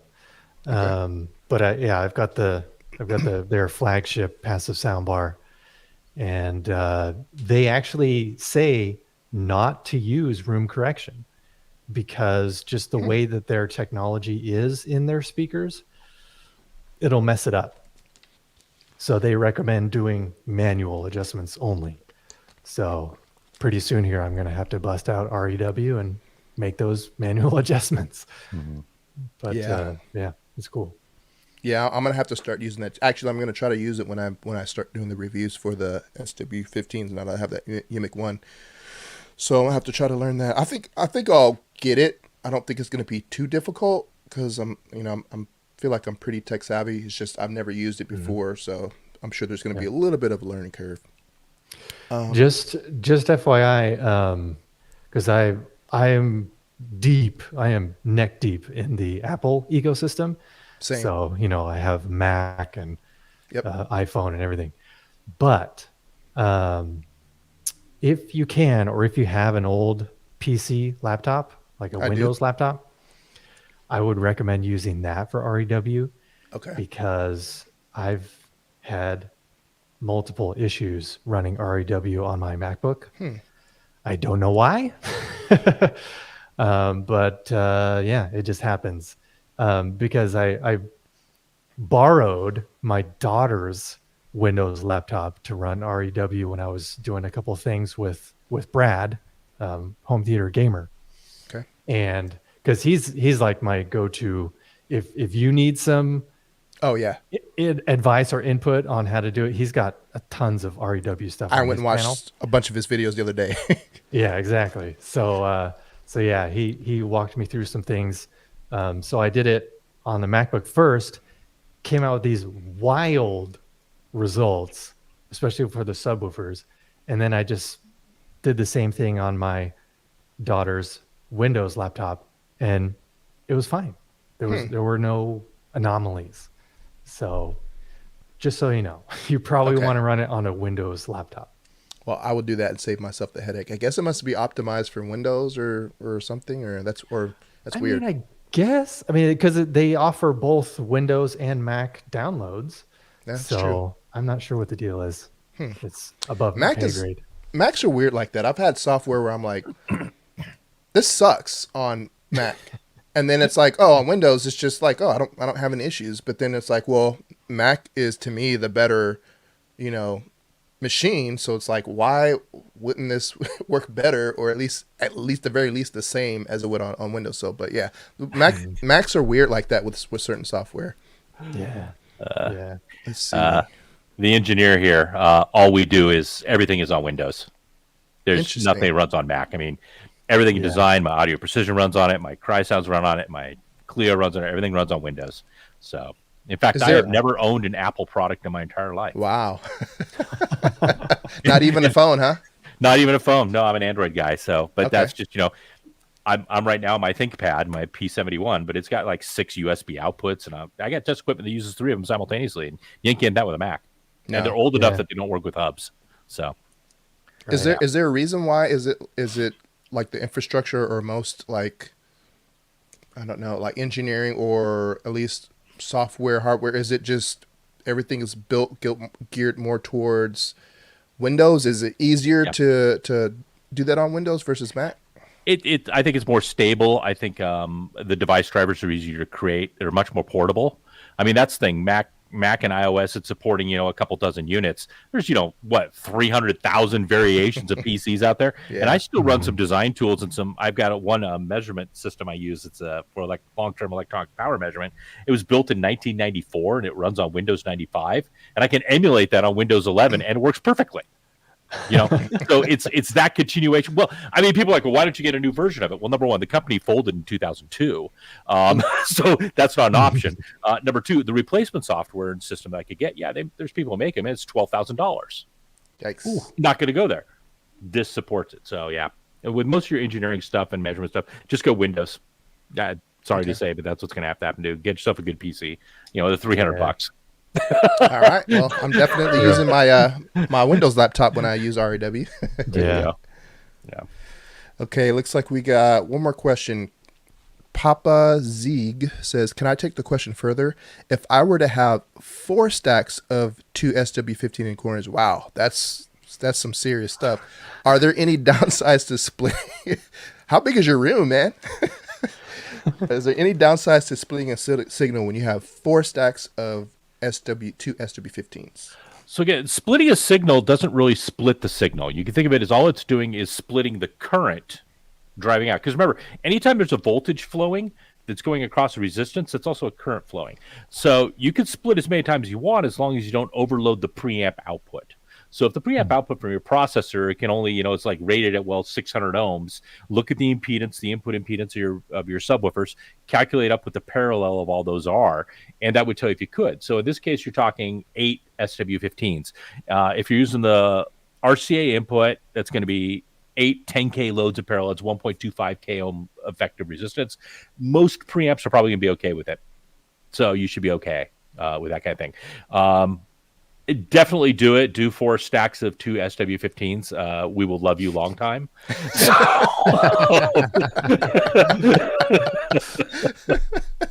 Nice. Customer for life. Yep. That's right. I will autograph one personally for you. That's great stuff. Well, I think that is everything. Cool. Speaking of product, though, go ahead. Yeah. Does Stark, have you toyed with getting into the processor game? Good question. That often comes up, and then we slap ourselves silly and realize we're idiots trying to do it. We have toyed around with the idea of maybe sourcing, doing like a digital, a streamer player kind of a thing, getting into that. Processing gets very difficult. We did have a product we ran for a little while, and it's probably going to come back in another way. We just called it the box. It was a bass and low to mid equalization, auto EQ kind of system. We may get back into that, but full end processing, it is such a nightmare. It is so complex. There's a reason why the big dedicated processors cost tens of thousands of dollars. It's because they have to sell thousands of them to be able to afford the development hardware and the development people behind them. And you're going to end up paying several $100s per processor in licensing fees to Dolby for all their various versions, and THX for all their various versions, DTS. Yep. So you start, it just gets no. We're happy making speakers and amplifiers and maybe some additional small little tailored signal EQs, but that's about it. Well, actually, props to you guys for not just throwing a product out there just so that you can have it and just say, because some companies they put products out there just to be able to have that market share, but it's not really that great. So at least you guys are we're smart enough to say, hey, maybe this isn't worth it, because like you said, that's one thing a lot of people don't think about is licensing. Trinoff, Storm Audio probably wouldn't be as much as it is if they didn't have to pay those licensing fees. Yeah. Those things, I don't know what that costs. I'm sure you have a better idea, but it can't be cheap. It's not cheap. I actually worked at Dolby for a few years. Their headphones. Yeah. So if you listen to Dolby headphones, that was me. Hi. Nice. Did all the acoustics on them, designed the transducers, led the mechanical engineering team, all that kind of stuff. But, they'll use chips inside those processors. They'll use a couple XMOS, multi-core processors. And those things are $15 a piece in big quantities. And so you're just talking big money, and you're talking a lot of firmware and a lot of programming and it's just a very, very expensive thing to do. And then you got to look at the returns. Is it worth it? No, we think we're known for doing amplifiers. We're known for doing speakers. Let's just stick to what we're good at. Right. And we built a completely vertically integrated factory where literally raw parts come in and we make our own speakers and we glue our own stuff and we tool our own baskets and we cut our own cabinets. We paint our own cabinets. We machine our own aluminum, even for our own faceplates on our amplifiers. We build our own PCBAs. So we're vertically integrated in that. Let's just focus on that. Awesome. Yeah. Jakar says, when is buy one, get one coming back? Need 2 more SW15. Love them. I have not a clue. I'll have to talk to Scott or Des about that. They'll know if we're going to do that again. I think that I don't know. We'll have to figure something out there. You had that running for what, almost a year? I want to say when you guys first did that. Yeah, that's right. We got up and going. And sadly, people are like, "Oh, you guys are being greedy now." It's like, well, inflation actually hits not just consumers, but it hits us. Yep. And people are like, "Well, what do you mean you're driving inflation?" Well, you know what? It's costing us more to transport gear because Cost of fuel has gone up. Cost of labor has gone up. Raw material prices have gone up. The cost of oil, which goes into making rubbers and making butyl surrounds and all that goes up into being the VOCs for our paints and stuff like that. So as those costs go up, our costs have to go up. And at a certain point, you're just like, well, we either have to jack the price 25%. 30%, or we just have to kill some of these special deals, and that's where it's at. Inflation just kicks everybody in the balls all the way across the market. Yeah, and COVID really threw a wrench into like just everything, including inflation. And then, we had like factories, chip factories that like burnt down, and ship channel, like ships getting stuck, and it was it was crazy, man. Oh yeah, we were doing one design, and we actually redesigned it 4 times because we'd start working on with one processor on the thing, and about 4 months in, the vendor got back to us and said, "Hey, we're sorry to tell you, we're now backordered on that chip for 96 weeks." Wow. And you're like, what do I have to 6 weeks? Do I sit around for almost 2 years, or do I just restart the design? So we restart the design. It happened again. It was just a nightmare. Yeah. And so you're spinning your wheels, and not just you're spinning your wheels. You're like, well, I'm spinning my wheels, paying these guys thousands and thousands of dollars, these engineers, a staff of them, each of them per month, just to spin their wheels and to basically design stuff and throw it out because we can't get the chips. So it really hurt bad. It hurt bad. Yeah. Yeah. Well, thank you guys for continuing to make some solid products and at an affordable price. Let's see. We got one more comment. Papa Zeke says, my room is 24 by 17 by 8. 20. Man, that's a pretty big room. Just trying to give base to my neighbors. I guess he's talking about those 4. Yeah. Those 4 stacks. 4 double stacks will do it. Yeah. Go for it, dude. Well, guys, I appreciate you guys coming on the channel. I guess before we sign off, Ealan, what you got coming up on your channel? Anything special you're working on you want people to know about? I mean, yeah, like I said, I'm reviewing that golden ear passive soundbar because I'm trying to find like just the best possible scenario with my very unique, well, not unique, but just open concept living room. And we've got the TV above the fireplace because it's literally the only place it could have gone. So I've been trying to find a solution to where I could get something that's small enough to fit underneath the TV, which is only like a 5-inch gap, but could also take enough power to be able to, have loud enough, movie watching experiences in my living room. Mm-hmm. And I think I'm probably going to have some in-ceiling speakers too, because this particular system doesn't need to be huge. It's just in my living room. So I'm thinking probably 5.1, maybe 5.1.2 max. But yeah, that's kind of what I've been trying to do is, because I'm sure there's a lot of other people in my situation that have open concept living rooms. I've got big old sliding glass door to one side and then the entryway to the other side. Yeah. So it's just not ideal whatsoever to have just like some gigantic 9.1.6 configuration.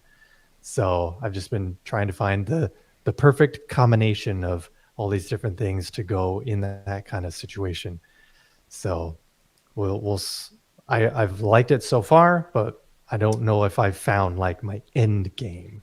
So just tune in as I try and figure out the end game, because I'm sure there's plenty of other people out there in my situation that probably want to know what I've figured out. So yeah. So tuning in. So speaking of, where can people find you on your platform, your socials, YouTube? What's the YouTube? Just youtube.com/@Ealan Osborne, and same thing with Instagram. That's my go-to other social medias. Instagram also @Ealan Osborne. That's where you'll find me. I do have a Twitter, but I don't really do anything on it. Yeah, same. Yeah. That's where you can get me. Cool. Dan, you got anything else you want the people to know before we sign off? Not really. I mean, thank you all for supporting us and letting us build cool things. We always love to hear feedback from people who use the product, good and bad.